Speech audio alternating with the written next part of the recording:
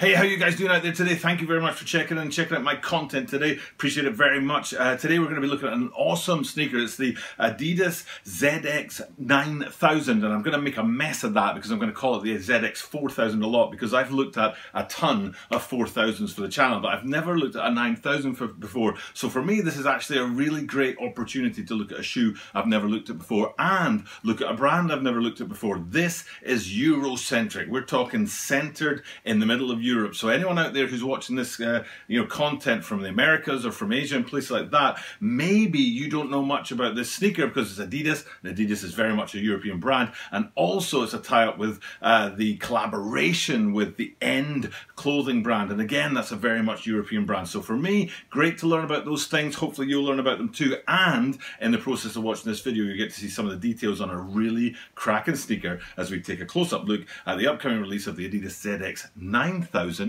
KILN.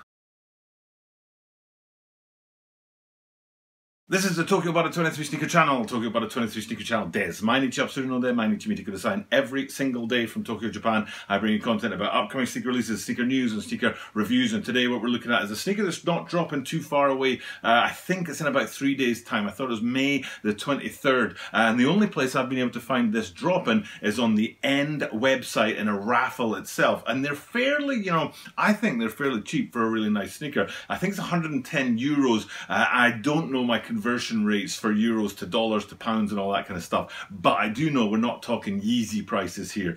So you're talking about somewhere in that $100 range, £100 range, €100 range. So it's a really affordable sneaker, but it's a really clean sneaker. It's a really nice looking sneaker. It's a solid collaboration, and it's actually a really beautiful sneaker. There's some real details on there, and there's a story in this sneaker. I mean, the name of it, KILN, kind of gives it away, but they've really done a great job of sort of taking what a kiln represents and trying to put that into the sneaker. For me, great looking sneaker, great looking story, great collaboration. So this is a real great sneaker for me to bring to you guys today. So first things first, let's get into it and have a look at it. Now, what I want to do first is jump over to this. That's the New Balance Tokyo Design Studio OG that dropped about a month ago, and it's the R_C 1300s. I did a review recently of the latest version of them. I think it was called the Washed Grey. And the reason I'm looking at the OG ones though, and not the recent Washed Greys ones, is to do with a sort of crossover that went on that I'd never seen before, or rarely seen before, in a sneaker. And I mean, given that I've already reviewed or looked at something like 500 sneakers for the channel, that's a lot. And I'd never seen this crossover effect where the sort of lacing system on one shoe was in yellow, and then yellow suede, and then on the heel of the other shoe it was yellow suede, and then light blue suede on that shoe in the lacing system, and then the heel on the other shoe. So you had that crossover system going here. And the reason I'm talking about that New Balance is because, bang, if you look at this, you can see in very clear detail the tongues on these ZX 9000s, but you can't see in very much detail the insole because it's the tongues that are in focus and the insole's not. But what you should be able to see is that sort of crossover, that effect that I was talking about with the New Balance. So if we start with the tongues on there, you can see on the right foot tongue, it's got that sort of, it looks almost like a hexagonal blocking kind of effect for the brand, but on top of that you've got the trefoil brand from Adidas. But then if you look at the left shoe, you can see that they've taken out that trefoil brand and they've stuck in the End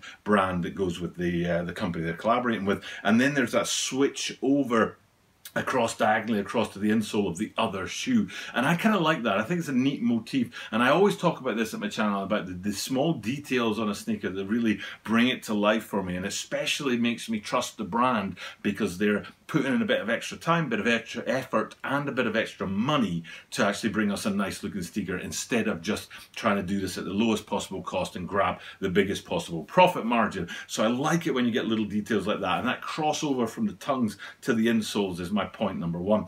Point number two that I really dig about these is another place where you've got that Adidas branding on one shoe and the End branding on the other. So we have to go all the way down to the bottom of the lacing system. You'll see a placeholder, a lace holder down there, and I can only describe this as Volt. There's nothing else I could describe that as, but Volt colorway there. And you can see in the picture here, I think I'll put the torsion one up first, and you can see that kind of torsion wave in there and the torsion brand on there. And then if we flip that out to the other shoe, you'll see it says End on that one. And again, they've taken the time. I mean, churning out lace holders, right? How difficult is that to do? Not very, but they just pile them out of a machine, I'm sure, and they just create a big bucket load of these lace holders, and it would be much easier and much cheaper just to do that in all torsion or all end. But the fact that they did two different ones and put them on the left and the right shoes, again, it makes you trust it and say, you know what, they've taken their time on this one. It's a nice looking shoe, and they've actually went with all the little details on there that can make you trust that they've really gone for the high quality on them.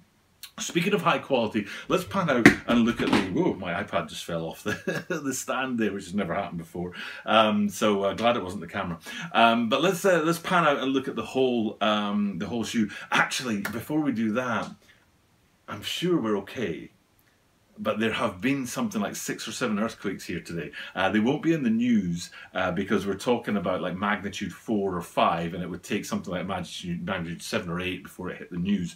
But there have been a lot of little tremors here recently, and I just thought my iPad fell off my stand there. But now I'm thinking like, ooh, is there something going on? And usually what I do is I check out my curtains to see if they're shaking. They're not. We're safe. Let's keep going. And I never cut out that kind of real life stuff from the videos. So so we'll leave that in, and I'll keep going and back to where I was with that panning out to look at the whole shoe, because what I want to talk about right now before we get into any more details on the shoe is the actual whole construction of it, especially the colorway. So you've got a very deep clay earthy color on there, and then you've got a very light sky blue color on there, and that represents the entire journey of ceramics. From the earth itself, you take the clay out of the earth and then you mold it into whatever design you want it to be, a vase, a pot, a cup, a saucer, whatever, and then you fire that in a kiln, and then there's there's a lot of stuff that goes on in terms of designing it.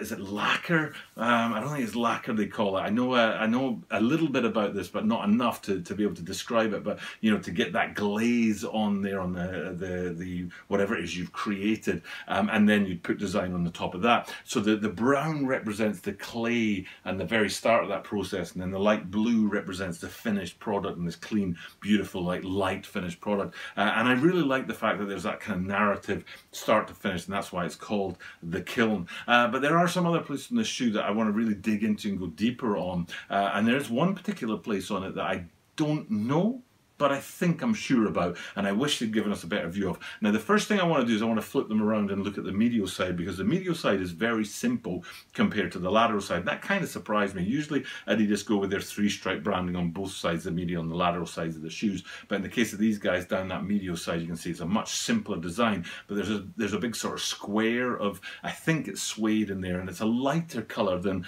the earth tones that you can see in the lower half of the shoe, and it's a more of a tan tone, which goes with that narrative of going from those deep earth tones up into that sky blue tone. But if you look at the medial side as a whole, you can see it is very different to the lateral side. Again, flipping to the lateral side there, you can see that 3-stripe branding on there. And then if we go towards the back of the shoe, towards the heel, really interesting heel cup on this guy, and I'm not entirely sure what it's made of, but to me it looks like carbon fiber. So you've got that kind of exposed heel cup on there, and of course it's framed with a bit more sort of material and a bit more of the upper in there, but then the window looks through into the actual heel cup itself, and you can see a very solid effect there, and it does look like carbon fibers on there. It's got a sort of sheen to it, which adds an extra sort of dimension to the whole upper of the shoe. Pulling back to look at the whole shoe as well, we need to look at two particular things. One, both about materials. One is that if you go into the toe box, I think I can zoom in on the toe box and you'll see the mesh on there with that sort of light kind of color. But then also you'll find the suedes in there as well to offset that. So you've got the man-made mesh and then the natural suedes. And again, in this sort of narrative of going from something from the earth that's natural and then changing it into something man-made, it really fits to have those two materials going on there. And then back out to look at the whole sneaker. And the last thing I want to do is, I can't do this. I wish I could, and I'm kind of disappointed that I haven't been able to see this other than doing something like this. Now, what you're looking at there is something like a 2-degree angle to look at the outsole of these guys, but you should be able to see enough on there for me to flip out to this. What this is a ZX 9000 outsole, but not for this shoe. But the important things to notice on there is the colour of the outsole, the circle towards the heel, and then the split in the middle of the shoe where the torsion bar comes in. They're the three main features of the outsole of an ZX 9000. So if we go back to that 2-degree sort of angle looking on there, you can actually make out that the circle is in that clay brown colourway, that the outsole itself is black, and there is a hit of yellow on there that makes me think that the torsion bar running through the middle is in yellow. But I wish they'd given us a full-on frontal view of the outsole and let us know what it looks like, because I think it would be a really cracking sort of addition to the materials, the promotional materials are out there. I've looked in a lot of places, the End website, Sneaker News, Kicks on Fire, Google search for, you know, ZX 9000 KILN, outsole, you know, all that kind of stuff. Couldn't find a sort of face-on picture of the outsole, but I think I've done a good enough job here of tracking it down and being able to show that to you guys. But then the last thing, back to look at the whole shoe as a oneer. Great looking shoe, really clean. There's, like I said, there's about 3 days left to get on the End website and try and check this guy out and find the raffle on there if you're interested in these guys. I think it's one of the coolest sort of under the radar shoes to come out in the last few weeks of this particular season. So I'm a very big yes on these guys. Won't be going for them myself. I have to count the pennies a bit more carefully than just going and grabbing any shoe that I want to get my hands on, but they are a very cool shoe, and if you do get your hands on them, I think you're going to be very satisfied with your pickup. Okay, it's time for me to sign off, and thank you guys for checking out my content as I do this every single day. It's great to see you guys checking in and supporting. Thank you very much. You know, it's a hard sort of job these days because this is, you know, I've got my full-time job working from home now because of the corona situation, hoping to go back into the office sometime soon. So I'm doing these drops, you know, the day of. Right now it's just after midnight, and then this video needs to be ready by 7 p.m. and I need to get some sleep. You know, I've got my young family and I've got my full-time job and all that kind of stuff going on. So fingers crossed you'll be watching this at 7 p.m. In 19 hours time. For now though, time to sign off. Thank you guys for checking out my content, but as I do this every single day, that means that you are guaranteed to see me tomorrow.